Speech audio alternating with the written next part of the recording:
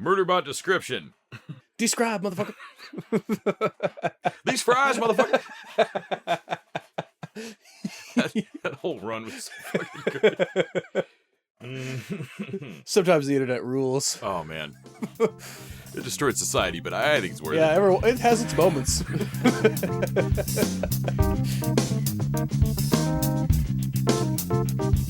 Episode 540 of the TV Dudes. Recorded May 22nd, 2025. Murderbot!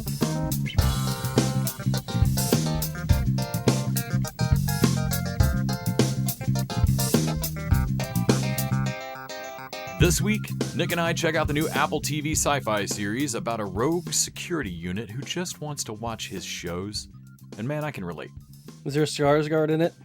Dude, you think everyone's a Skarsgard? Everyone is a Skarsgard! Well, then I'm less Skarsgard. And I'm Nick Skarsgard. And we are the Skarsgard dudes. And you know that with our hacked governor modules, we watched a lot more than one Apple TV show. To boldly and beyond, what is the... Was it boldness always? Boldness always! Something like that. To the Diaries. The Diaries of the Television Dudes. Brought to you by only the finest cocaine wine. Everything will be okay, I promise. Tell me of your children. Do you have many of them? Did you watch shows this week, Nick? Name them. Yeah, so I didn't watch, I watched Murderbot, but I also watched Murder Drones, which... Not to be confused. Recently came to Prime, which used to be in a YouTube show. They got the, not quite the Has Been Hotel treatment. They actually picked it up and made a show. This was already fully existing on YouTube, so they just bought it. Which actually makes that last episode pretty impressive to me, because the animation is crazy.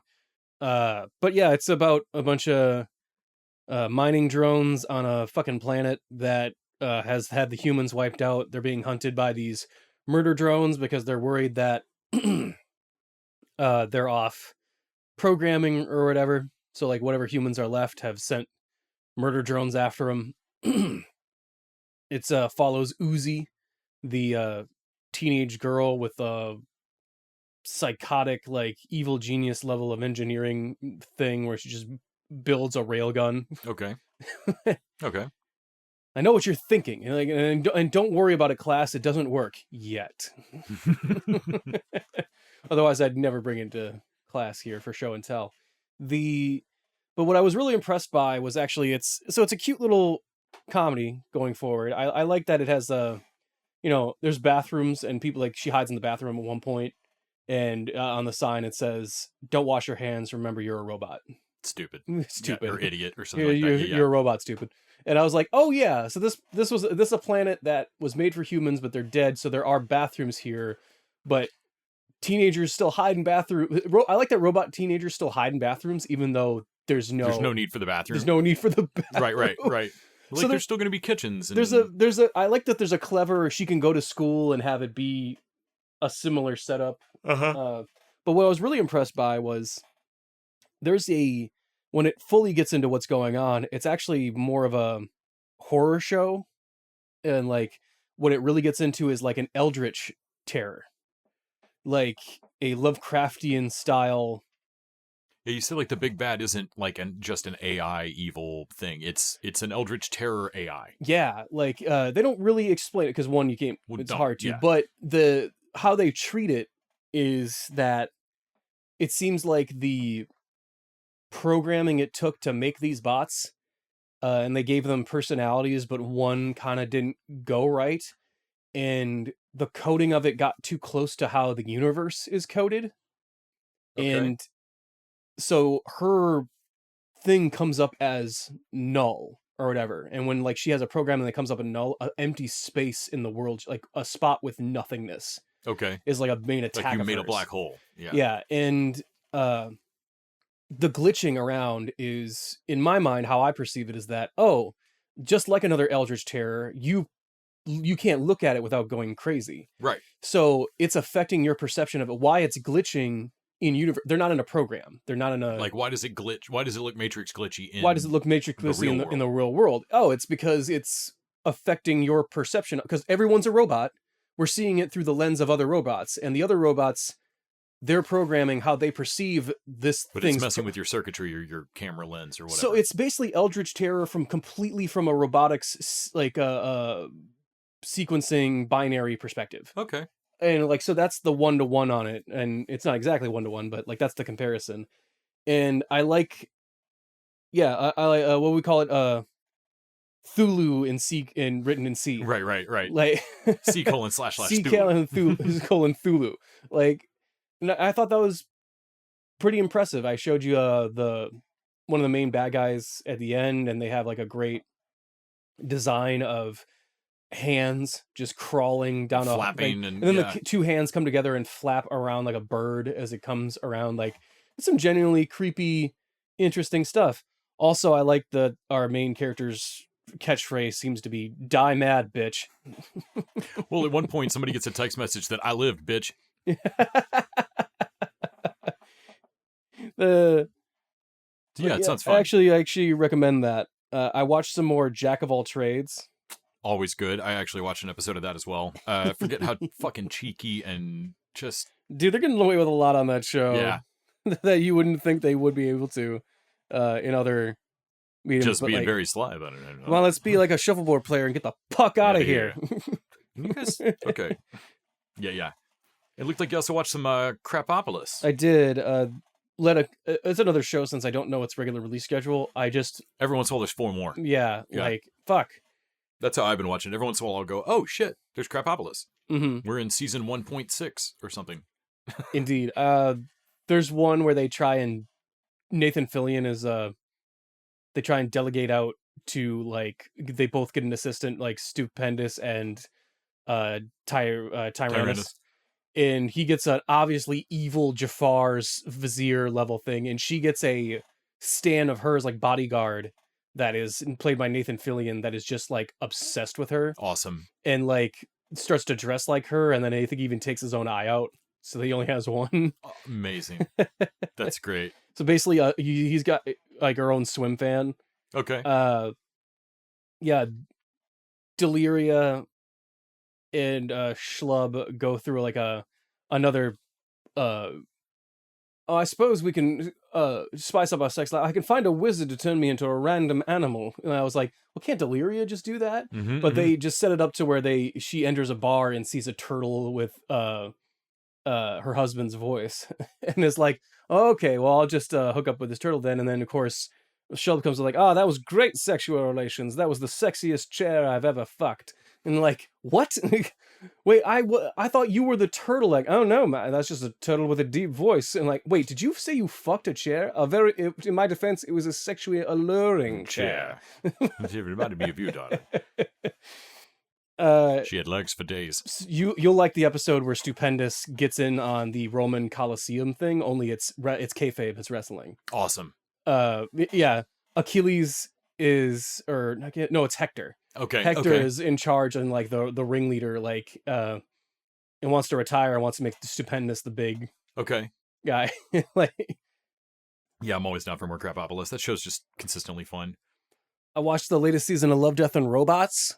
I gotta say, I was not even as not a staunch defender of that show. You're a much bigger fan of that show than I am. But I have almost no time for it. I like animation, and so getting anything new is kind of interesting. And some of the previous seasons, I really liked season 1. I thought season 3 had some pretty cool entries in regard to bad traveling and stuff like that. Well, like the latest trailer, I mean, the trailer for this newest season, the animation looked really cool.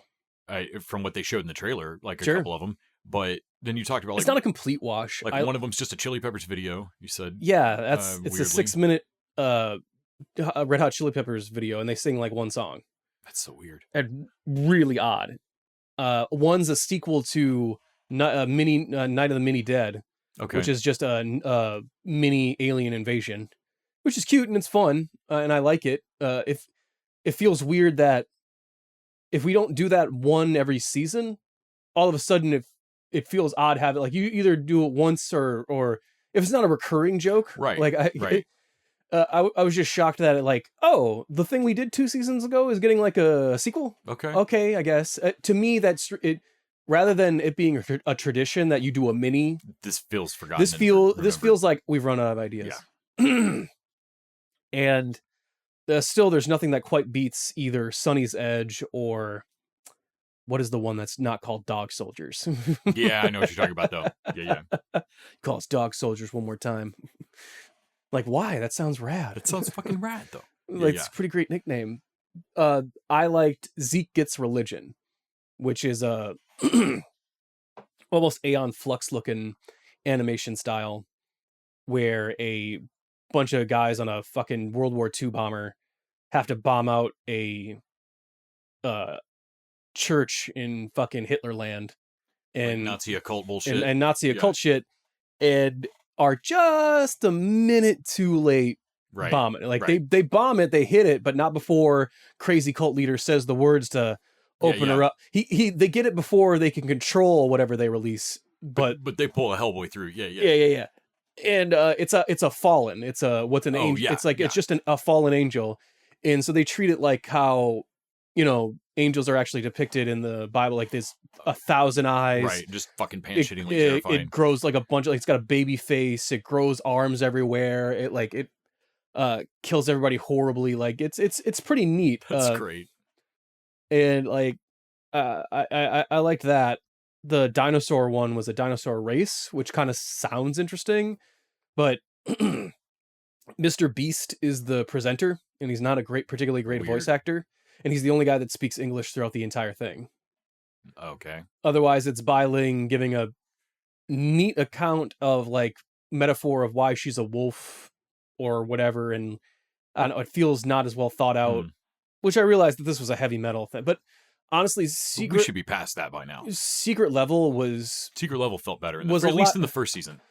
First drop. It was a half and half drop, but Secret Level I think had the advantage of, because they were based on properties, I think those people that had properties had more input of like, hey, put an actual story in here. Right, well, and some of those properties had already had the heavy lifting done on thinking up stories here. I'm not saying that the Arnold Schwarzenegger short in Secret Level was as thought-provoking or was trying to say something as important as some of the other, but it had a beginning and middle and end. Like it had a fucking story structure. Right. And this felt like if I were to quote it, it's the A24 season of Love, Death, and Robots, of like, all high concept, no follow through, fucking whatever. I also watched Blood-Sucking Bastards. With Franz Kranz and Pedro Pascal. Seeing him in this, you just saw him in Game of Thrones, and me seeing him in this, and we both had the same reaction of like, my God, you're so young. Right, he's so young. when really he isn't, like, he's not even that much younger in there. That's just, he's in his like maybe late 20s. Yeah. Like early 30s. But he's doing a great job in that as a corporate vampire slowly taking over a corporate workday, corporate place. And like, man, do you think I would, like, they think they got all the vampires. Like, do you think I would attempt a corporate takeover without consulting legal? And then the legal team comes up from the elevator and they're all vampires. Like, God damn it. Fucking lawyers. I also like that, dude, but it's the middle of the day. How are the vampires out in the middle of the day? Well, technically, we don't actually have a lot of window exposure in the building. And he's like, are you telling me that the vampires are fucking weak to sunlight? But we get so little of it in this goddamn we've office. Built an office into such a hell that there's just not enough windows to kill. We don't get enough of it for it to affect them. No, this feels like an office space problem. And the security guard's like, yeah, man. Yep. And like, oh my God, that's depressing. So we got to revisit that. You know when we tried to unionize last year and get windows put in the offices and you guys shut it down? Yeah, well. But yeah, you don't see Franz Kranz in a main role. No, not nearly often enough. So it's worth it just for that. I watched a little bit of Crowded, which is like the first sitcom I've watched in a while, with fucking Brock Sampson, goddamn it, Patrick Warburton and Elsbeth, as a couple. Okay, and they are sad to see their children go off to college, and yet, okay, well, we're gonna have the house to ourselves. Empty nester. They have the house to themselves for a year. I like the time jump, actually. They show the first kid leaving, and it's like, well, at least it will be ready for next time, and then next time it's so much worse. Right. And then they're like, what are we gonna do about the house by ourselves? And like it cuts to 6 months later, and they are just hanging in the basement. They find some old weed and are like, hey, let's just do some weed in the like they are fully in the ready to actually enjoy. Yeah. Like, no. This is good. This is not as scary as we thought. This is going great. Warburton's parents, or his dad and his mom, or not the woman he married after the mom or whatever, are gonna move to Florida, and they're not gonna see them anymore, which has like Elsbeth just completely fucking psyched about it.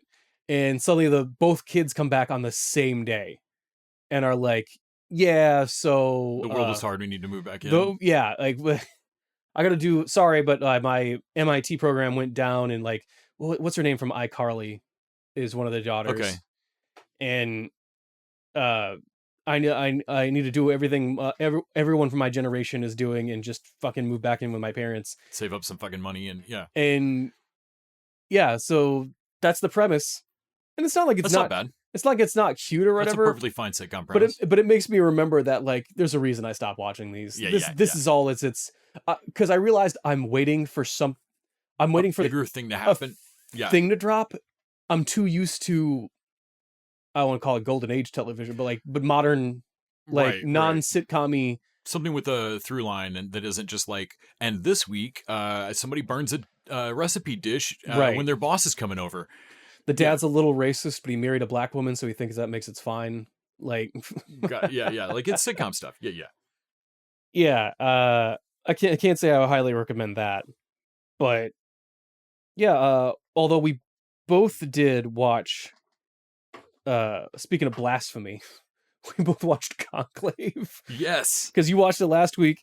And I watched it, like, I finally caught it this week. And honestly, and I was like, what? So it's powerhouse actors in an Oscar bait movie doing a bunch of like soft power machinations, trying to, go for this job in the most powerful real estate cult on the planet. It's not uninteresting.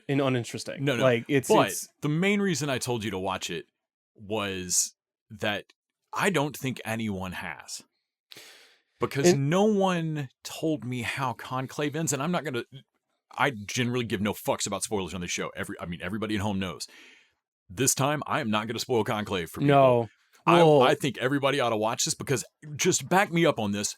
No one saw this in the theater. I refuse to believe anyone finished watching this movie. The fact that there's not a Fox News segment on it, or like... How is this not spoiled for me? We didn't watch it on the news getting protested, or like... Dude, Life of Brian got protested. Yeah. Like, I'm seriously, go watch. Like, you will be charmed by the fact that it is like 4 or 5 of really great actors of their generation. Sure, like, Ray Fiennes and Tucci, fucking like swimming in Tooch. And, it's a blast. And also Isabella Rossellini is fucking great. Like, there's a lot of just great people in it. No, the final reveal. Holy shit. Oh man, it gets to the point where they get attacked almost near the end by Muslim extremists, and it looks, man, they start saying some crusade type shit, and you're thinking like, and I'm like, oh, is this what Les was talking about? Because this is about to go in a really bad direction. Like, we're about to start a new crusade, right? Like it's like if one of those if the dude yelling wins this, oh yeah, we're gonna go back to Latin mass. We're gonna turn our backs on everybody, and we're gonna start a fucking crusade. It's about to get fucking old school, Old Testament up in this bitch. I did not know where we were going, honestly, and that was the point where I started to think like, no one's told me how this ends. I know they elect a pope. But at that point, you got 15 minutes left, and I'm like, okay, well, what are we... All right, A-Team, what are we going to do here? What are we going to do? Right. And, man... we come back from that last commercial break and fuck it up. You come back, and you're like, well, that's a decision you can't take back. Because I'm pretty sure, like... correct me if I'm wrong, listeners. I don't believe there's a process to unconclave. You can't... I don't think you can unpope somebody. Yeah, no, you don't... Look, I'm not a minister or whatever, but... I'm pretty sure when you're poped, that's it. Who would defrock you? God? I don't think anyone has the... No, there's no boss. Like above that boss. No, I don't. Like his boss is always out. No, man. Like major style, you can't get an appointment with him. No backsies. Right. Yeah, major style. Dude, go watch Conclave. I'm seriously, it's a blast. It was a trip. Let's see. We also, I think, both watched The Banker.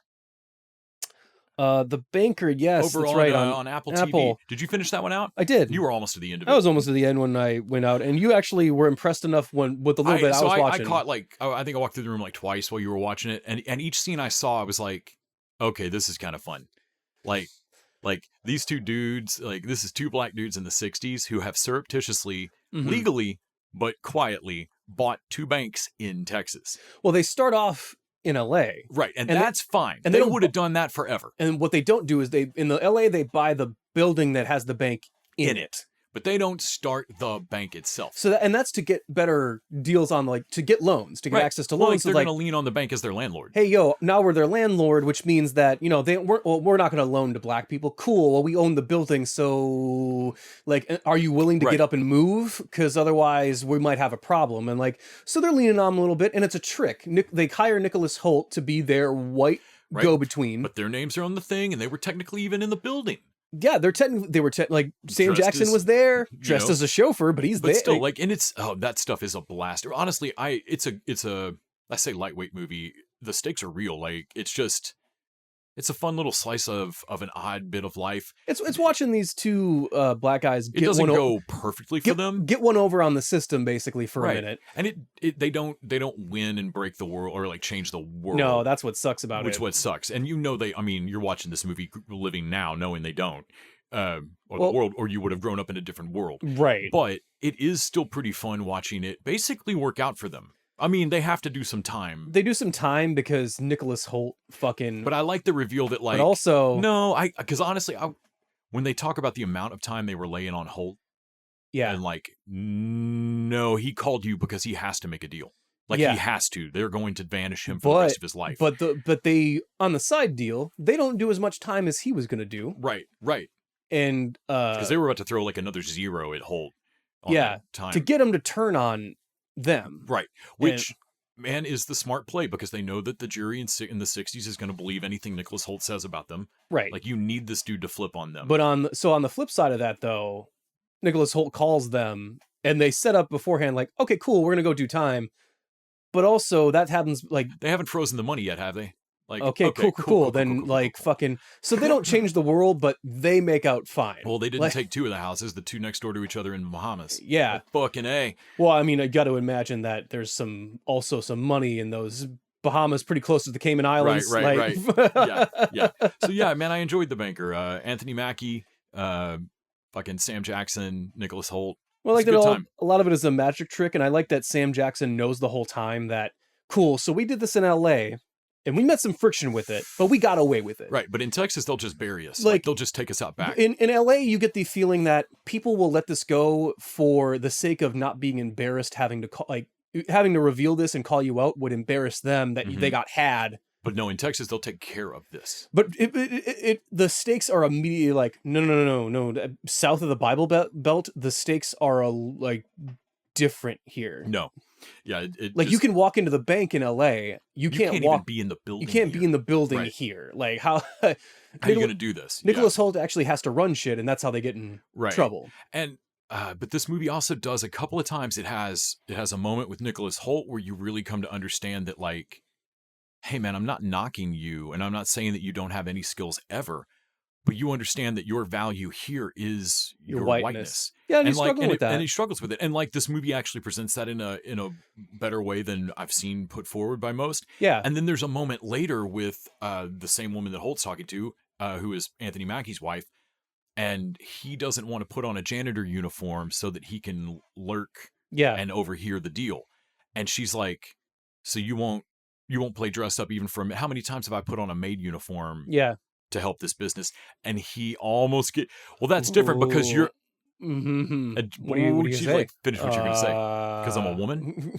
Like, the movie really gets across, everyone has no one's above their own prejudices, right? Like, I felt like it's worth watching. I actually messaged a couple of people of like, hey, there's a little movie that you're not going to hear a ton about, it's not going to get all the splash, but The Banker was fucking solid and fun. I like that Nicholas Hoult pretty much realizes from jump that they're a lot smarter than him, and he recognizes that, hey, I'm actually learning. I'm learning a lot. I'm learning a lot out of this, and I'm not getting nothing off of this. Same with the cousin that helps him count windows and all that kind of stuff, and he's like, hey, thanks for doing this. Like, yeah, man, when else would I learn this? And then at the end of the movie, he owns the that. cousin says like, yeah, well, you know, the landlord sold the building, blah, blah, blah. Well, I hope your new guy keeps up on the repairs. Oh, he will. Oh, It's yeah. me. It's me, baby. Like, Because he learned how to fucking solid. Teach one. That's the lesson they were trying to. That's what they were trying to do, is that give opportunities to. Well, and demonstrate to the next generation that like you can. They're telling you can't, but you can. But check it, because we did it. Yeah. And I like the fact that they're trying to hide loans, not for the fact that they're bad loans or anything. They're just trying to hide the fact that they're loaning to black people. Mm-hmm. Like, that is just what they're trying to hide, because they know the feds will invent something. Find something. Right. And they do. Yeah. I also watched a couple episodes of Black Mirror from the new season. Oh, yeah. Black Mirror always is just too fucking cynical. It wrecks my night most of the time. But I can't say they're not well done. Jesus Christ. They're really fun. The Callister sequel was cool. The Bandersnatch sequel was cool. Surprised they did a sequel to Bandersnatch. It's not exactly. It's just Will. I mean, it's in the Poulter's same character universe, I guess. Well, it's Will Poulter's character again. But it's not Bandersnatch. The game this time isn't. It's called Thronglet. Thronglet.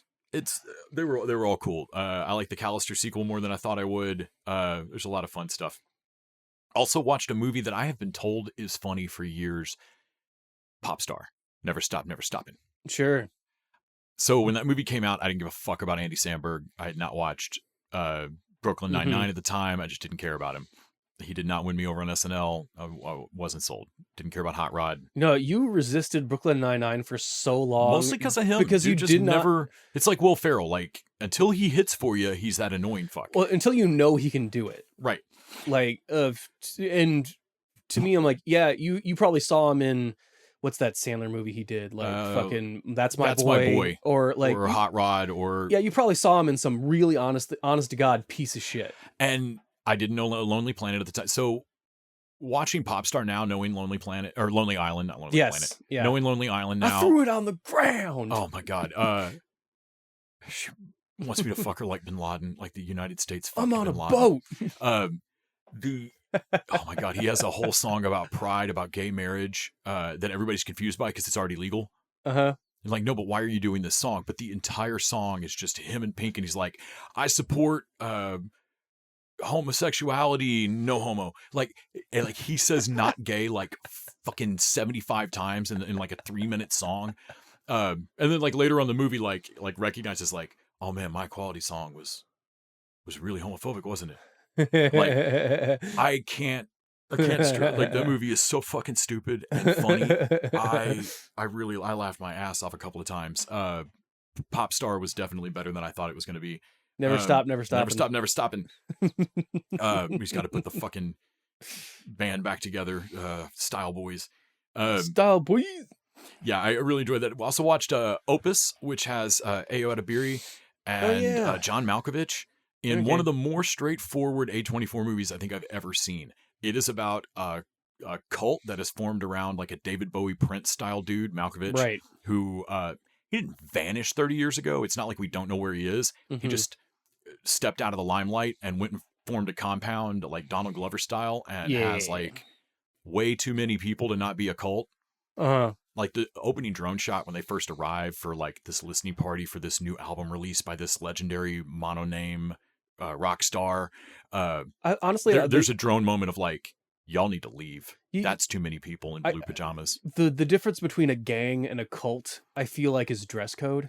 Yeah, man. Like, nope. That's a lot of people in blue jammies. That's too many people. And like, it keeps pulling up and like, that's over 100 people. You need to leave. Look, like I know that there's more nuance to what the distinction between cults and religions and stuff. Right. But when you said they have like blue jammies, like nope, neutral pastel color. They do that to like so that. They're trying to get you to drop your guard, man. Like, no, it's so they can all seem uniformed and not seem threatening. Because if they're all uniformly wearing black or red, that's dangerous. But if it's blue, right, or eggshell, or like whatever, like Wild Country, like pale pink. No. So I enjoyed this movie quite a bit. It kind of reminded me of The Menu or something like that. There's a bit of a twist that. Not so much see coming, but it's what I bet was gonna. It's what I guessed was gonna happen. It doesn't quite play out how I thought it was going to, but it was it in the sense that it felt nice when the ending hit of like, yeah, that's where I thought we were going. Sure. I got a kick out of it. It's got Armand from White Lotus season Hell 1. yeah. That dude is having a hell of a couple of years. He's in something else coming out brand new here pretty soon. He's showing up in everything now. We also, of course, watched Fight or Flight. People can go hear about how lackluster that was over on Patreon. Sure. Watched a documentary about P-Funk because I wanted to get funked up. Parliament Funkadelic used to be the band I'd seen the most times live. That's, I think, now been eclipsed. But P-Funk's always fucking amazing live. The documentary confirmed that the band is every bit as talented as I thought, and that George Clinton is twice as useless as I thought. He put that band together, and then, I'm not joking, ran it like a pimp. Like, do y'all want to get paid? Or you just want a bag of drugs? And pay a whole band like that, and then lose your publishing rights to your coke dealer. Sure. Like, it is exactly how you think it's going to go. We also watched some Rookie. I watched a movie called One of Them Days. It's got Keke Palmer and SZA. It is a Friday style, like, straight up comedy. These girls are about to get evicted, and they just got to put some money together by the end of the day. Oh, right, It's right, pretty right. fucking funny. It's not going to go down in history Friday funny, I don't think, but I'll watch it again. I think it's going to grow on me. Like, it's got some fucking funny moments in it. Just watching them try to, like, at one point they go for a payday loan and they don't end up getting it, but the entire time they're in the building, Cat Williams is just this homeless dude just pressed against the glass yelling, "It's not too late, just leave. They've not loaned you money yet. Run away." I can only assume that, like, okay, so that's a guy who's been He tells them later, he's like, "I've got 15 loans with them, man. There's no point in going to work. I just live here." It's like, it's fucking great. Like, yeah, I really enjoyed it. Of course, watched some last week tonight. They got the minor league baseball. They got the team. They got their team. Yeah. Man, a couple of the teams that applied, it was like, no, guys, we pointed you out because you already had your shit together. No. We can't beat that. Well, I like that all the minor league teams, they're looking for any publicity they can Oh, get. yeah, anything. Like, we already have publicity, but we'd like more. Well, honestly, they're already getting out of it with them releasing the videos of "Please Pick Us." That does more from, like, they played our video of, like, that's oh my basically gosh, as yeah, good. absolutely. Yeah. Absolutely. Well, like, he gave a shout out to Trash Pandas, and then, like, They applied. Or, and like, then, they quoted it back. That's what right. are some of the other bonkers people that we replied, we're the ones that grab a helicopter and then dump candy on right. on The field. exploding whales applied. Yes. Like, the emeralds, like a bunch of people. So the one they went with, I thought was good. It's the sea wolves, who are in a landlocked state. Yeah. Already, like, yeah, we can help you with that. Yep, we can help you with that. I also love his stressing of, like, and you have no say in this process. Yeah. You will do everything we say. Yeah, we already. You'll get it and you'll rules. like it. The thing that they mentioned on Last Week Tonight this week, though, that changed my TV viewing on accident was that John Oliver, as a good bit, brings up the fact that ABC has not yet renewed Dr. Odyssey. And you might be asking yourself what I asked myself, what I think all of America asked themselves. The fuck is Dr. Odyssey? Dr. Odyssey is the Joshua Jackson, so Pacey from Dawson's Creek. Okay. He is the doctor on a really nice cruise ship. Like not the Carnival fucking Disney cruise. Like this is swank. All right. Like, So, like, tuxes high-end at dinner, high-end cruise ship. Okay. The whatever company fleet they're in, this is the nice one. Like, this is the top one. And he's the new doctor on this ship. Don Johnson is the ship's captain. Pretty good, yeah. Every week is a different theme. So you got, we can't call them cougars anymore. We have Sophisticated Ladies Week. There's Casino Week. There's Wellness Week. There's Plastic Surgery Week.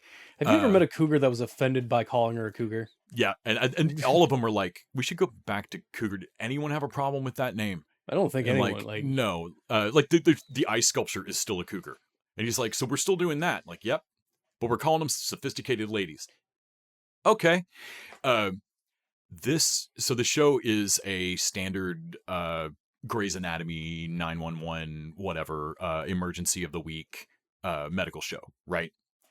But Ryan Murphy created this, so it's running like Harry Dean Stanton pouring the whiskey in the engine and down Periscope to just get a few more knots out of her. That's this show every fucking week. Like, John Oliver runs through like 3 or 4 crazy things in his segment that happened in the pilot, and he still leaves out one. Joshua Jackson's character, they all have their reasons for pulling the ripcord, jumping out of society, and being on a cruise ship as an employee. Like I've known somebody as an entertainer who took a job on that. You say goodbye to your life for a year or two. Right. You are gone. Yeah. And Yeah. you cannot have it. You only have life in port. You have life with people on the boats, but you are out of the world.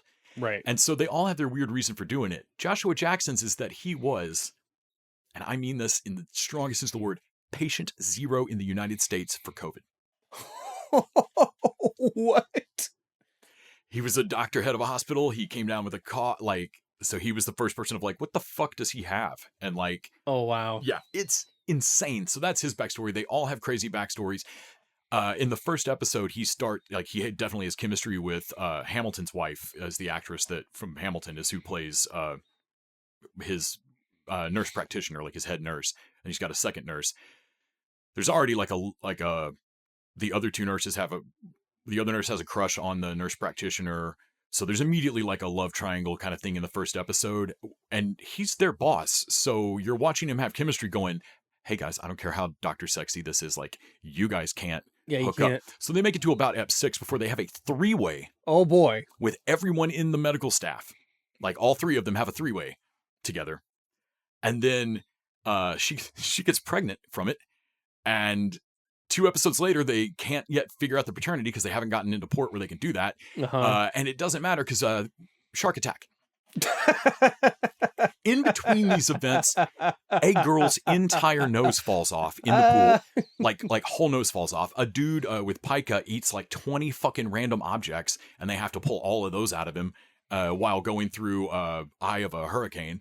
It is... Every episode, there's like Someone 3 ODs bananas things and then 2 more just because fuck it. Yeah, first episode, somebody ODs on shrimp. Not a shrimp allergy. They eat enough shrimp to get iodine poisoning. And so there's a lot of really fun moments of like things that aren't really medical emergencies, but they are if you're on a fucking cruise ship. Mm-hmm. And then things that can only happen on cruise ships, which are always funny because Joshua Jackson's like, no, I've been a doctor for a long time. Do you know how much shrimp a human being would have to eat? And the other 2 nurses are like, it's iodine poisoning. These people like, no, but it can't. Like these people are monsters. Like, yeah, no, they're fucking animals. They're They're animals. It is.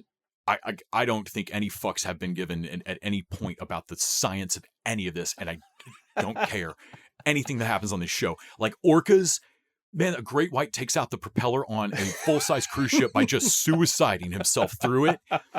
There's no explanation for why he did it. The orcas are scraping the hull with their fucking teeth, and like it's insane. I wonder if Ryan Murphy thinks this is what a regular show like in his perspective. So. I think this is him Shonda landing it. Yeah, absolutely. I think he thinks this. I think it's about time I just sat down and wrote a regular. We're just going to do TV a regular show. medical drama. Like, yeah. Gina Gershon owns the boat. She shows up a bunch. Adrian Pilecki shows up. Character actor Margot Martindale shows up.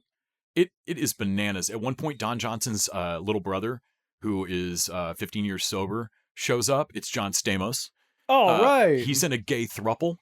It is not a plot point. Nothing happens with it. He's just in a throuple. Cool. It honestly, how is Dr. Odyssey the best I have seen Polly handled in any show?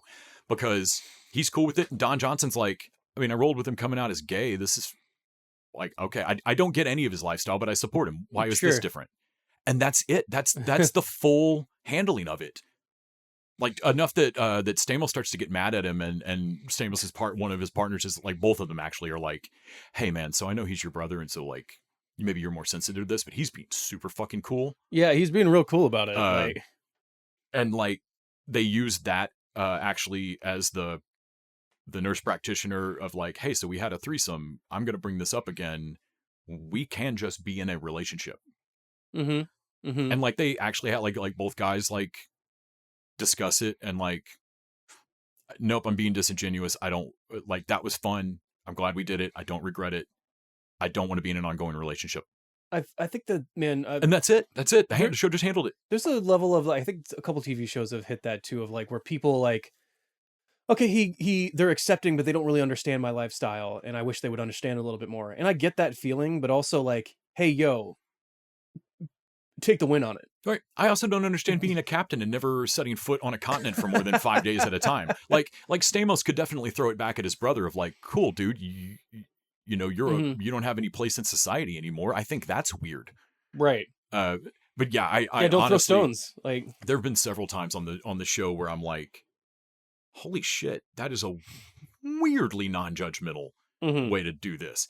Yeah, Dr. Odyssey's fucking insane. I actually hope it gets renewed for a second season because I don't know what they're going to do with it. So they had a crossover episode.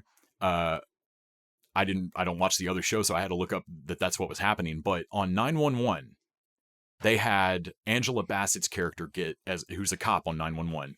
She gets stuck on a cruise ship that then gets capsized. And I think it was like a season finale, like huge 2-part episode on 911.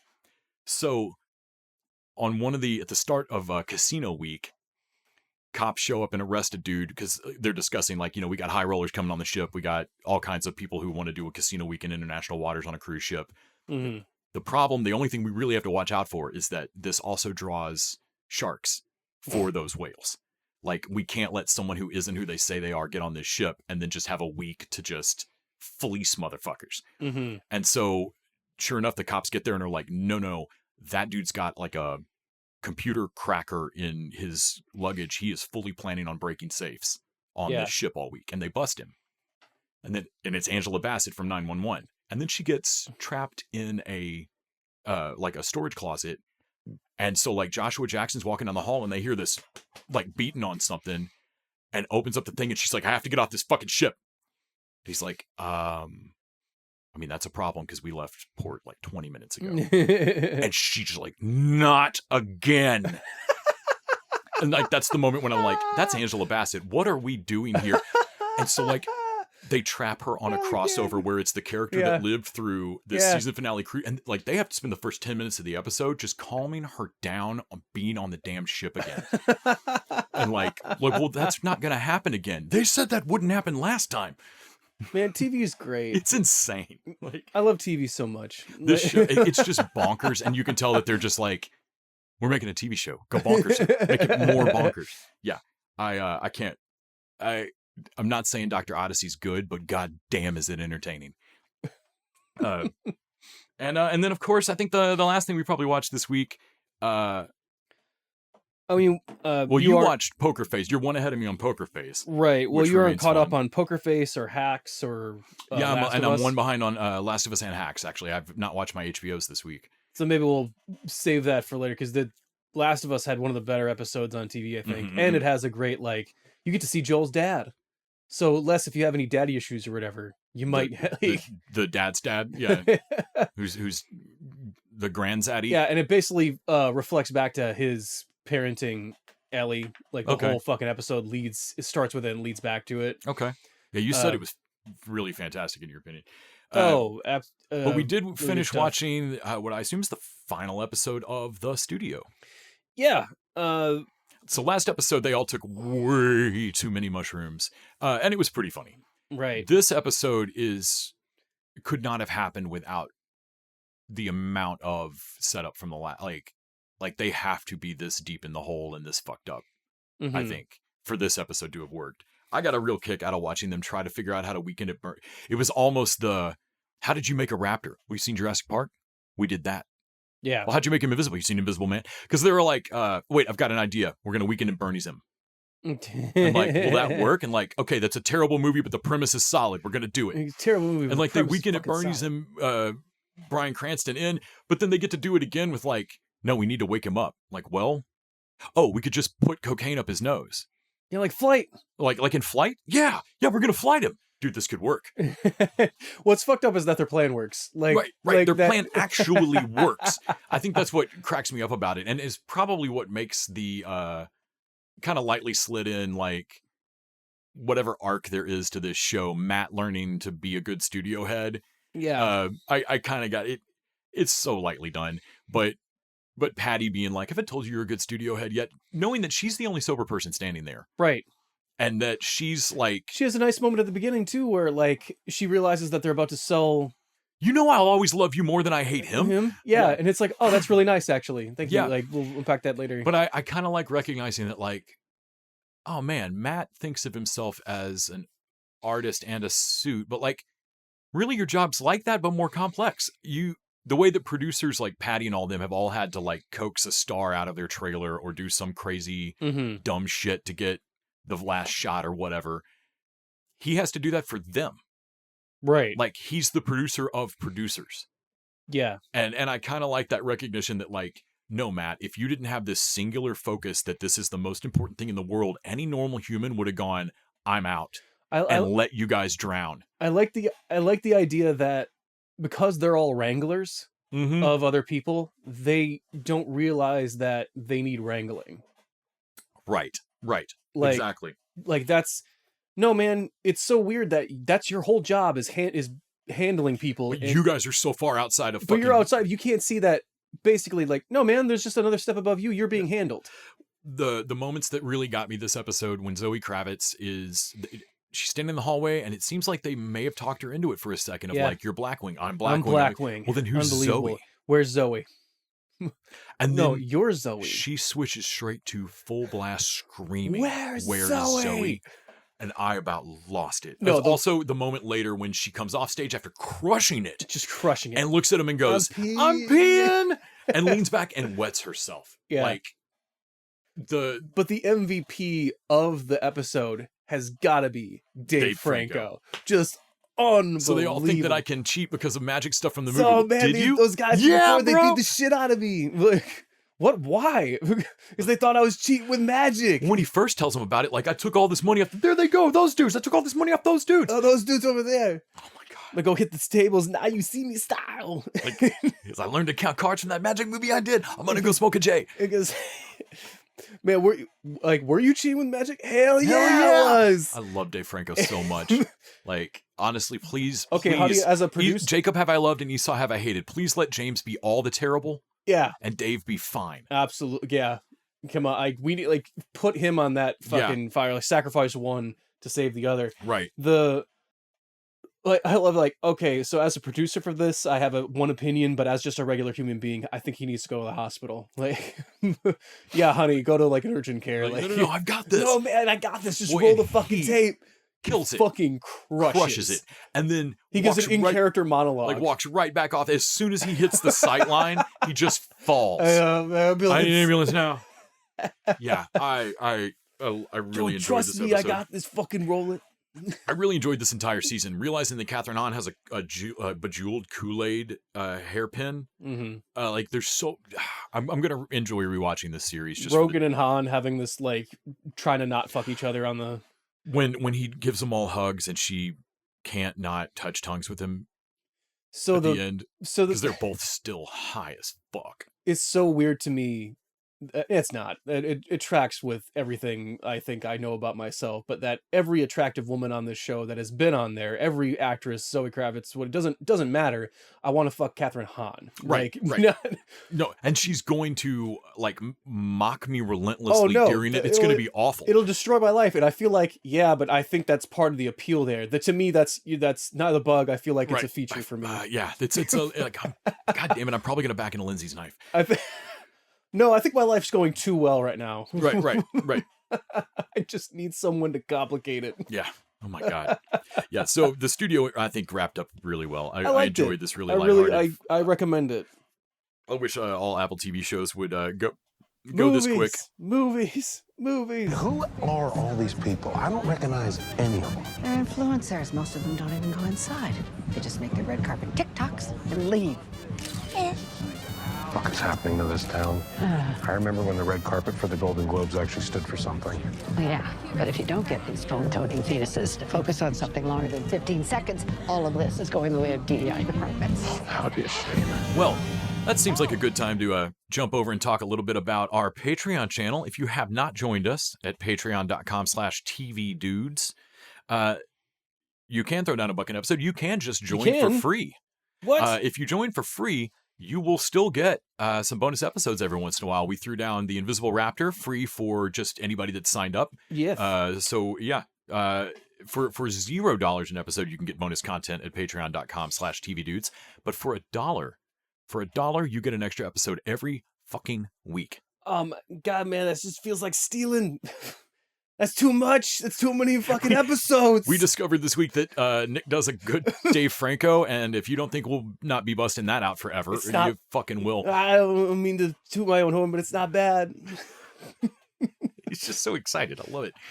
So come over to patreon.com/TV Dudes. This week, we're going to head to the theater and check out Final Destination Bloodlines. The only reason we don't talk about a movie on Patreon is if it just was so meh that we're not even mad at it. It's just nothing. So there's always that risk. If that's the case, I feel like we're probably going to watch sorry to pumpkin for clown in a cornfield. Right. Like, clown in a cornfield is one of those. So we'll either be talking about Final Destination or we'll be talking about Fountain of Youth over on Apple TV. One of those two is bound to be worth discussing. We could always just combine them together. We could. Fountain of Destination. Yeah. The Final of Youth. It sounds like a test I skipped in college or something. But before we get into all that, let's talk about the show for this week, Les. Yeah. Let's talk about Murderbot. Murderbot. I am a security unit, or sec unit. I was built to protect and obey humans, and humans are idiots. But now that I've hacked my programming, I can do whatever I want, as long as they don't find out. Now, let's talk security. We need you to select a sec unit to take on the mission. This is the newest model available. What's the one behind it? That's a refurbished model. Oh, look at that piece of crap. Oh, wait, that's me. Which one's the least expensive? That one, but you get what you pay for. True. Wouldn't be so creepy if it didn't stand so still. Shh, you can hear us. We can't. I could. I just didn't care. I was watching the entertainment channels on the company's satellites. I had watched 7,532 hours of content. Shows like The Rise and Fall of Sanctuary Moon. Did you sleep with that bot? Stars, Captain. Oh, what now? Paul Weitz and Chris Weitz created Murderbot. It's based on Martha Wells' book, The Murderbot Diaries, which I will say the show has made me want to go pick up and read it. The book sounds very up my alley. I loved We Are Legion, We Are Bob. Sure. This feels kind of similar. So, Murderbot is an American science fiction action comedy television series created by Paul Weitz and Chris Weitz for Apple TV+. I will never tire of how Wikipedia describes shows. American science fiction action comedy television series. Sure. It is based on the book series Murderbot Diaries. Sir Martha Wells serves as a consulting producer, stars Alexander Skarsgard as the titular character, and it premiered on May 16th. Basic premise is that Skarsgard is a sec unit, a private security cyborg. Uh-huh. And in the opening couple of minutes, part of why I really thought the show was just going to fucking go. Yeah. It's in the opening couple of minutes. He explains his situation. Mm-hmm. He has to work for people. He's on a mining colony. It's the last day of the thing. Everybody's partying it up. He's just standing there because he's a robot. Right. And he's like, yeah, these people fucking suck, but I can't do anything about it because I can't break my governor chip, and I broke it. Yeah, he's like, here's my shot here. I'm taking it. And suddenly he breaks his governor module. Like, I've got it. Yeah, and it cuts from, like, I like that it cuts from, like, oh my God, I could do anything. Yeah, the sky's the limit. No, honestly, the joke of the paralyzation of that, like, and it just cuts to him like, well, yeah, I'm still at work. I mean, I can't let them know I'm rogue or they'll fucking I'll die. Like, melt me down. I like that, like, his freedom is only but so much freedom. Right. Like, right. It's really more that he just freed himself to, like, imagine or dream or whatever. But I have the freedom to say no now. But if I say no, they'll figure out I can do it. They'll take it away. Like, so it's like, pick your battle. Okay.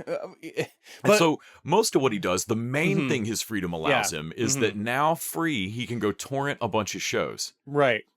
And so he watches this John Cho and Clark Gregg cheese dick Star Trek knockoff called Sanctuary Moon. Like Tales of the Sanctuary Moon or something like that.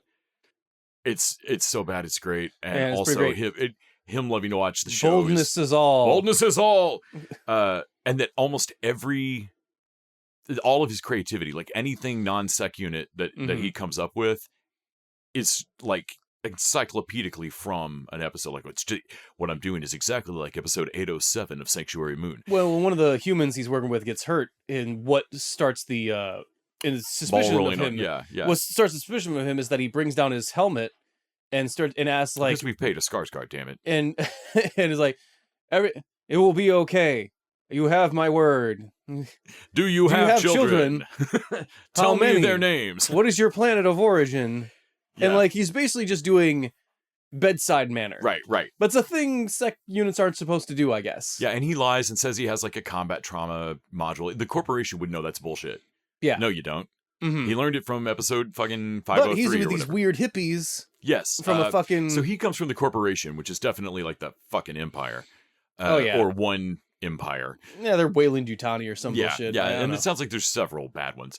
But then there's these like rim hippies, like the Preservation Auxiliary. And basically, it sounds like it's just a philosophical difference of governments. The Preservation Aux definitely thinks of themselves as like, well, we're the good people because we do the opposite of what they do. They're the bad people. Right. Well, And the corporation's like, well, they're the dumb people, and we do the opposite. They're a non-capitalistic society, but have to remain economically independent, which means they had to do some capitalist shit like go mine on this moon. Like, no, you're Protestant. You know, your church is defined against the other one, right? Yeah. Like, it's not... So, and they need their mining research thingy whatever insured, they want to do. Right. And the company won't insure it without a bot. Yeah. Like, and they make a quick, good argument in the show of the main problem of like, no, we're not going to take a sec unit with us. Those things have organic... it's not just that those things have like some organic muscle or like you grew some Beyond Burgers in there or whatever. They have a human brain because you had to put a governor chip on it so that they can't do things they think of. Yeah, so that means they're sentient. That's slavery. In there. Yeah, like their point. It's a pretty reasoned argument. I love, and the actress that played Deadeye in Joyride is in this show, and this is one of her first moments. Is during that thing when she says like, "We consider that tantamount to slavery," and Deadeye's like, "Oh yeah, we said it." Well, it's kind of like we said the word. It's kind of like why a tiger can't be a pet. Or whatever is because like, do you have to have it chained? That's not your pet. That's not a pet. Right. That's a captive. Like, right. If you let it go, would it kill you? It's not your pet. No. And so they make a solid fucking argument, but also I love the bond code. Like, cool. Well, we won't bond your mission if you don't take one. Yeah. So. All right. What's the? All right. Well, give us the cheapest option. And I look at this piece of shit. David Oh, that's me. Oh, that's me. I love David Dasmalkian leaning over of like, hey, I know we don't want to take one at all, but maybe we don't take the cheapest one. Hey, yo, like, and so like, Dasmalkian is probably my Deadeye and Dasmalkian are my favorite of the people cast by a fucking country mile. Yeah, they're the only ones with really anything interesting going on. Right. And it's not because Deadeye's character is in, I don't know what her character's name is on the show. I don't know either. Their character is in a throuple with two of the other people on the ship that I don't care about. Well, they start that throuple because Deadeye, like... Their other partner wants. Yeah, and it seems that Deadeye is not that into it. Deadeye's into seeing their partner be happy again. Yeah. But they're not into this. What do they say? I'm happy. You're happy. Yeah. Happy. She's happy. And I would say this isn't going to work, but there's only like a few people in your habitat, so you're probably going to make this. You're going to grind. You're going to grind this out. Also, he seems like a cool guy. Like Rafi seems okay. It just a little bit of a goober, just but kind of a goober. Yeah. But they're all kind of goobers, and they're fine. They're Avenue 5 funny. It's funny, and they're fine enough. I do agree with Murderbot that like, man, these people are gonna die here, and it's gonna be my fault. Right, and, right. No, they are trying to get themselves killed. Trying to, like, God damn. You do realize that if you die here, I'll get fucking slagged. Like, and right? Like David Dasmalkian has like an augmented ship because there's augmented humans. So he basically has like some extra processing power. He can interface with the computer mentally without, so he can do some low grade. And the second unit's a little haughty about it. Like, oh yeah, he can do a little bit. I've got a lot more processing power. And like Dasmalkian, like, ow. Oh, I'm sorry, doctor. I didn't see you there. Yeah, there's little petty moments that are great. Every time they try to tell him about their children and their lives or like relate to him, that it's just utter misery. There's I'm sure this is going to be written about. Their purpose or not, I don't know. There seems to be some autistic coding to the murder botness of it, or maybe I'm back. Maybe I don't know. I don't know if I'm backwards reading that, or what. It's this. I think, but it's I think hard that's to intentional. not think about it when he has like real eye contact, like eye contact straight hell for him. Ooh, I'd rather watch you through the security video, then it's not creepy. Which is makes me. It actually makes me relate. It makes him feel more like a person. Oh yeah, like, no, it makes me really like Murderbot and also like we should explain. I guess he goes through some names of like I could be called Roguebot, I could be called Freedom Unit. Yeah, and then he just like Murderbot. Man, right, that sounds badass. And like that's even though he technically hasn't murdered anyone yet. And that's pretty much the explanation in the movie too, or in the book rather, from what I understand, is that he just decides to name himself. It sounds cool. It sounds. I can pick any name I want, and he's a teenager, right? That gets to pick his own fucking screen name or whatever. Like, but I like that he just is. Come sit down next to me, please. No, like eye contact or no, speech or acid bath. I should have chosen acid bath. Well. Yeah. Like all of those moments are great. The leader starts to talk about like her spouse and her kids. Like she has like a bajillion. I have to go check the munitions. Like she has a bajillion kids. Okay, like there's seven, but she has a million. It's a fucking a lot. Like it to the point where I relate to Murderbot. Is like, yeah, I wouldn't want to interact with any of these like and the minute's like, oh my god, would you please just let me go and watch my show? All I want to do is like just counting down the seconds to watch this. And Dasmalkian is super suspicious of him. Not because he thinks that he's like a real boy or anything. He just thinks he's malfunctioning. But like, no, he's being weird, and like that's it's our security bot. But yeah, like if your gun isn't firing right, you would be scared to pull the trigger on it. That's what's happening. Yeah, that's a big gun over there. Right, and it's being weird, man. Honestly, if those things do anything that seems even a little weird, right, you have to deal with it, right? Right. It's one thing to be in the room with a gun, and then when someone tells you, hey, the safety on that gun doesn't work all the time. Oh, all of a sudden, I'm like, hey, wait, I'm way even more uncomfortable now. Right. I'd like that gun out of the room now. Yeah.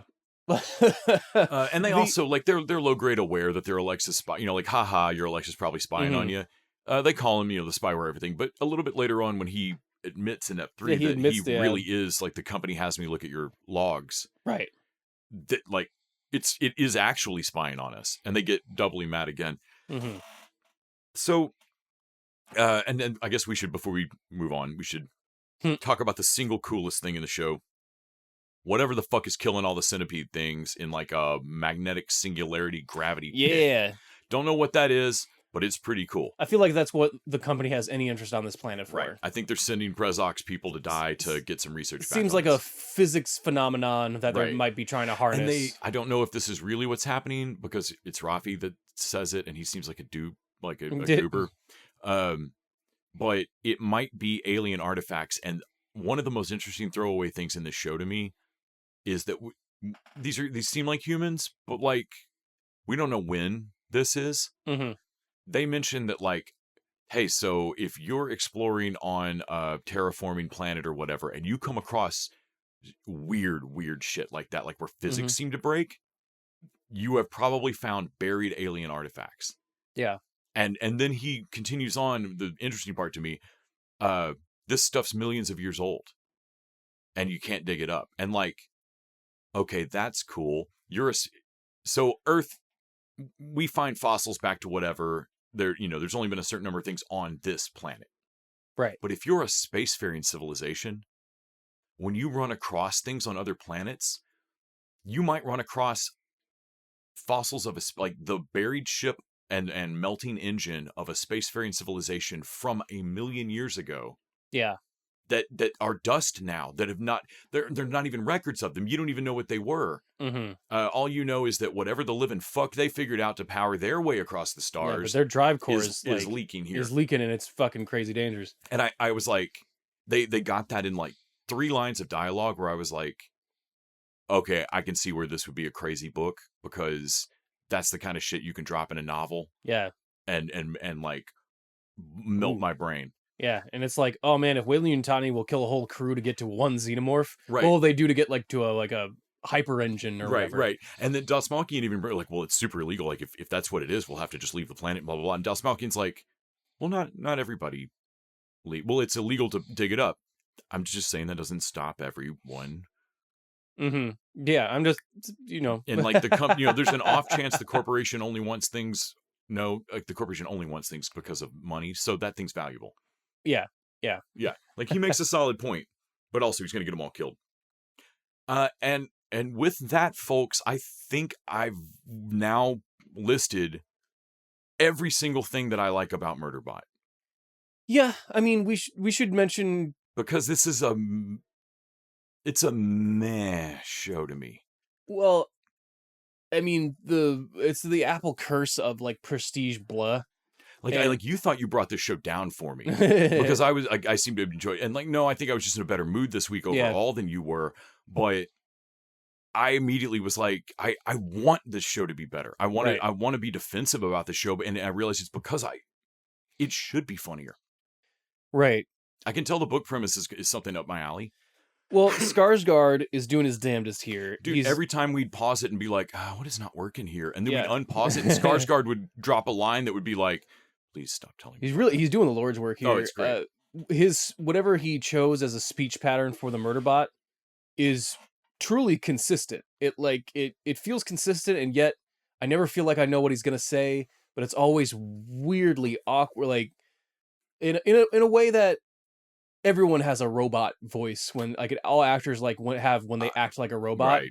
This is like you gotta act like a being that has just like 30 seconds ago gained sentience. Right. He gets across like a petty teenager that can't like that knows not to open his mouth, like where everything's on the line if you say your inner monologue out loud. Right. You'll be melted. Is a superiority complex of like these dumb fucking humans. God damn it. And I love that all of that was there before he could do anything about it. Yeah. And now he can't.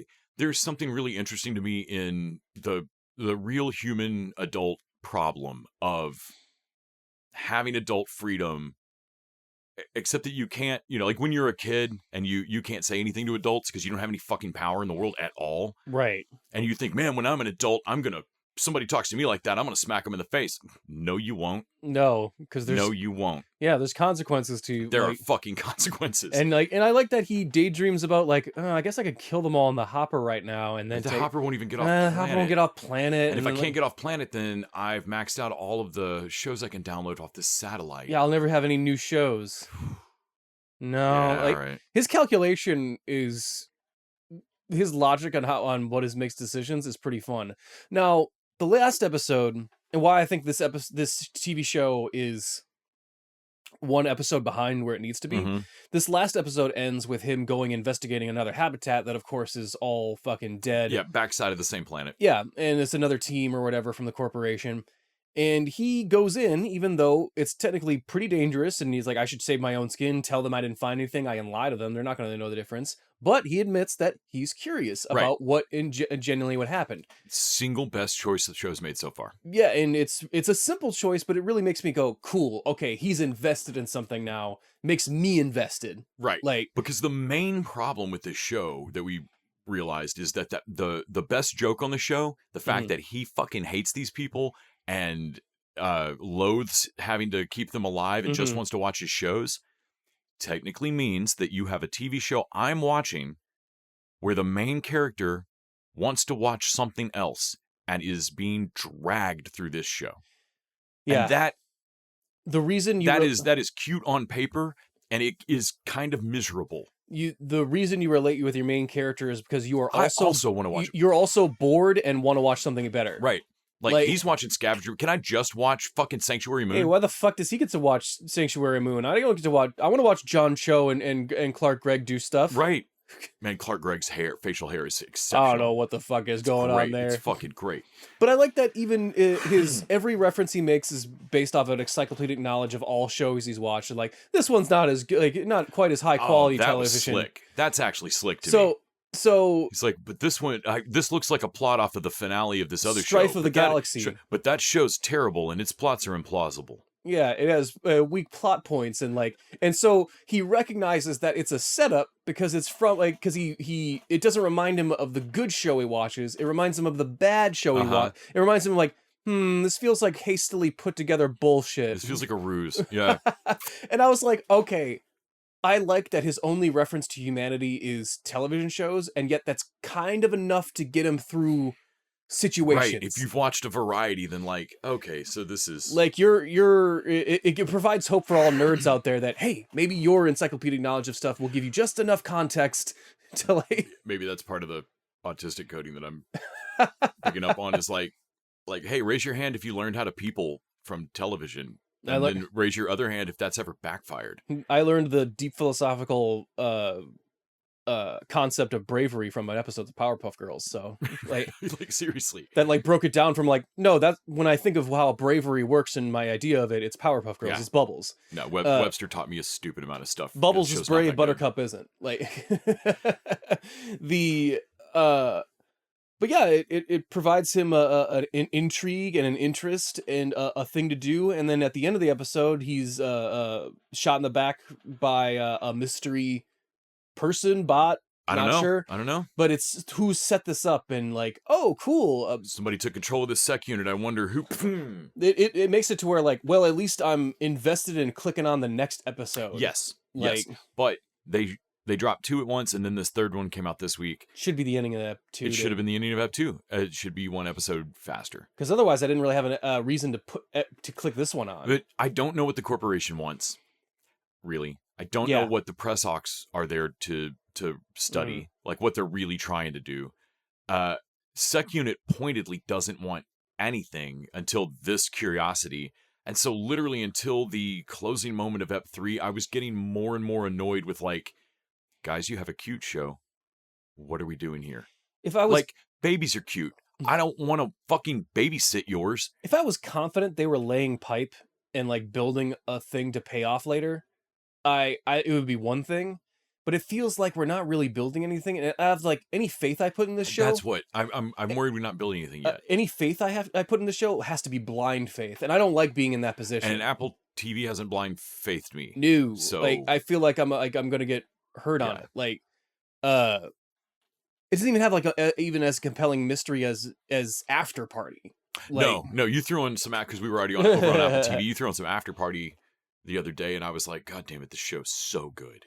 There is some interesting sci-fi elements that I like in other shows. I think the autism spectrum thing adds on top of it is unique. I'm like, okay, I haven't quite seen that, at least not in this style with this high of a budget, as like a programmed bot and how it like peoples. But maybe it's that I'm watching a main character pointedly consider in every single scene that if he unmasks, he'll get killed for it. Mm-hmm. Which is like unmasking in the autism community. Huge, like can you be yourself? Will anyone be okay somehow? Right, you got to memorize these niceties because they're the only thing that. And like watching him, like there is something there to watching him gain an amount of trust to, like he has to build some trust in order to be vulnerable, like in order to drop any of this. Right. But he can't move to the next stage of his he doesn't want freedom. He doesn't want them to suspect him at all, which is prevents him from building any trust. Right. But it also prevents him from going any further with his like, okay, you broke your governorship, man, but you're not free. No, you're like you feel like you've settled for this version of freedom that's kind of lesser. And like, man, you should be fighting to get another tier up freedom style. Like but and I don't think he quite knows how or is scared to. And that's interesting to me. He has a fight with technically every sec unit is a higher better version of him. But he fights another sec unit that's damaged, but also I like that he says, I know what moves it's going to use. And I'm like, oh, and because you've hacked your governorship, you don't actually have to do the moves that you are supposed to do. That you're supposed to do. You can choose to do. So he just steps back and waits. Yeah. For the dude to move through like the 7 or 8 moves that he knows, because he has the exact same combat training at that point. Eventually, so yeah, that was cool. So and later in the show, I know they're going to have him fight like multiple bots, and I'm like, okay, they're going to lean on this excuse later for how this how he can beat a bunch of them, and I like that they laid that down of like, okay, I can prize that away. Because instead of like fighting the dude, he sees like an engine core thing behind him and kicks him into it. Right. I don't have enough power to break you in one shot, but I can knock you into the thing that does.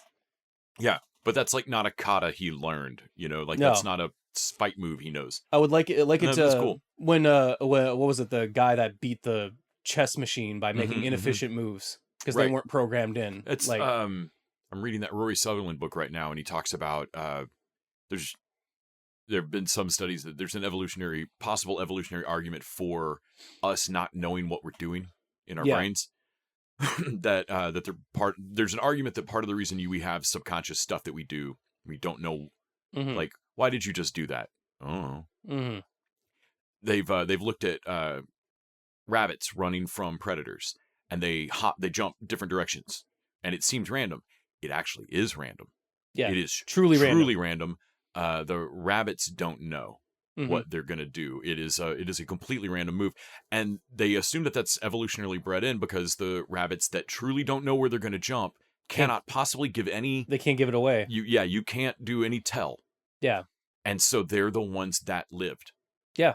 To breed more rabbits. Maybe there were rabbits that knew what they were doing, but they all got chumped. Their muscle twitched just right or something. Yeah. And eventually your predator would learn it. Just like fighters can learn that. I mean, sure, you can see little muscle twitches just a little bit before, and you can get out of the way. And so your predator has nothing better to do than just watch fucking you all day. Right. And so I kind of like this idea that, like, you know, that he can watch and the more human he gets, the better actual. I've always am a fan of the more human something becomes, the better killer it is. Like, that always kind of tracks for me. That like, oh, we built the perfect killing machine. Man, actually, we're all the perfect killing machine. I don't mean to. You had to put a governor chip on that to keep it less dangerous than it should be. Yeah, no, not to toot our own horns or whatever, but humans have we're pretty good. So if you took the technological handcuffs off the human part of that sec unit, why won't you do that? Why do you look scared when I bring that up? Like, why is everybody at OCP backing out of the fucking room? Yeah. No, I think we're still on top. Yeah. Like, no, humans are fucking dangerous, so you wouldn't put a prime directive in there. You wouldn't put any directives in there. Man, if you could have a governor chip for us, you'd put it on, you motherfuckers. There's moments, enough moments to where I'm not fully bored and like, ugh, fuck this show. Yeah. And I think you're right. Dastmalchian and Deadeye are fun actors that are they're doing a lot with very small character stuff they're giving. Skarsgard's the only one that's given a role to really chew into. Everyone else on the ship, Deadeye wife, fucking other Aunt Chomped, like Rafi, and leader mom. Yeah, that Dastmalchian has a crush on. Leader mom has like Mensa has panic attacks and leadership anxiety, and like, I mean, it's not nothing, but also it's like pretty generic, and it's Dastmalchian is Gurathan. He's their tech expert. Gurathan. Fucking creepy little bastard. Sabrina Wu is Deadeye. That's that actress's name. Sabrina Wu, okay. Actor's name. Pen Lee. Akshay Khanna is Rathi. Tamara Podemsky is Bardawaj. Totally forgot about her. She's the one that gets... they got chomped. She got fucking chomped. She has one of the funniest lines in the thing. They're... Hey, yo! They're having a secret meeting about the sec unit being weird, which already Sabrina Wu comes walking in and is like they're all being cagey. And she's like, "Are we talking about the weird sec unit? Thank you. That thing's being weird, right?" Like, just great delivery. But then the door slowly opens in like a horror movie, and they think the sec units found them. Of course, we're the audience. We know whatever. Yeah. He's great. We love Murderbot. But then their injured person who they think is still in the med bay comes walking in, and they're like, "Oh my God, Bardawani!" Her reaction was, I think, one of the first like true laughs I had from one of the humans on the show, because she comes walking up and like, "Oh yeah, no, our med bay's fucking awesome. Our med bay rules. Our med bay rules." Like her genuine excitement about it, of like, guys, I know we bag on the corporation a lot, but that med bay is beyond, man. Yeah, it is awesome. Also, those stimulants are legit. I feel amazing. I feel fucking great. Let's fucking go. But yeah, they go to a place without the sec unit, and it you dumb fucking humans, and like basically has a whole sarcastic conversation with Garathan, and like oh, I don't know, I wasn't on the hopper with them, so I can't judge the security of the situation. I wasn't here, and they keep asking him to take his fucking mask helmet down because we paid a Skarsgard. I at least like that it's funny because you know that he would rather he hates it. Oh, hey, I know, I'd rather keep this up. But she makes a solid point of the longer that helmet's up, the easier it is for everybody to stop thinking of you as a team member, which he doesn't need them to do. Yeah. So he doesn't really care about that, but he doesn't yet see the value in it. He really does need them to see him as a team member. That's for the growth he doesn't know he wants. Right. And man, that's not interesting. It's just, I don't know. The show's called Murderbot. Right. It's why we get a Mandalorian show where Pedro Pascal shows his face once a season. Right. I don't know. I will watch the next episode, I think, just to figure out who grabbed him at the end there. That's interesting. Right. But I can't promise I won't drop off. How long is this? How many episodes? 10. 10? That's a long time. I'm not 100% that I'll make it through this. I will definitely watch the next episode. I'm going to watch the next 30 minutes. Maybe 4 or 5. Once we hit 5, I'll have to see where I'm feeling. I'm going to have to reassess. Because I'm not... drop this. It's fine. It's fine. I don't mean to be so tepid about it, but... I mean, it's no Sanctuary Moon. When... It's boldness is not all. Jack McBraier's on that too. Fucking Kenneth from 30 Rock. That's right. That's right. DeWanda Wise. There's a lot of. I am a navigation bot. I am not a sex bot. Also, the only time where I haven't seen it played as it is still a joke, but someone can actually do it well. The sorry, you're right. That's right, because he can just fake that. And I was like, oh yeah, he's a robot, so he can just do it and it not sound like someone's actually doing it. I don't know. I'll say wait.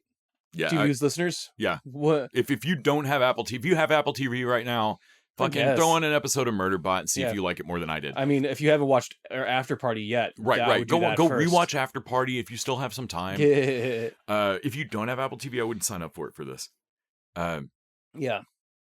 Yeah, it's half of the funny lines that I enjoyed, I think, really did come off the Sanctuary Moon thing. Because Clark Gregg looking at John Cho and saying, Sir, we made a promise to each other on this bridge to never lie on this bridge. So I'm going to ask you a question. Did you sleep with that navigation bot? I am my process for navigation. I am not for sexual purposes. I don't know why it's so on the nose and fucking hilarious to me that we made a promise to each other to never lie on this bridge. Lie on this bridge. So I'm going to abuse that. Tell the truth on this bridge. I'm going to abuse that right now by asking you a deeply personal question. Right. Oh, gotcha. Yeah. Yeah, I would say wait. But that's probably going to wrap it up for us this week. Tune in next week as we'll be getting ready to go check out ATX Fest. If you're going to be in Austin, if you're around Austin, if you're here for ATX Television Fest next weekend, hit us up on the socials and we'll go, grab a taco or something. Yeah, we'll meet up. As far as shows we're talking about next week, I don't think we have anything really on the schedule. And I was going to throw out there Dying for Sex, which is we can do that. Probably single most impressive show I've watched in the last 2 months. Sure. Talk about threading a needle and still making it funny and god damn. We'll talk about it next week. And until then, TV Dudes out with boldness. Boldness is all. Boldness is dudes. Gonna listen to the podcast from over there. It's less creepy.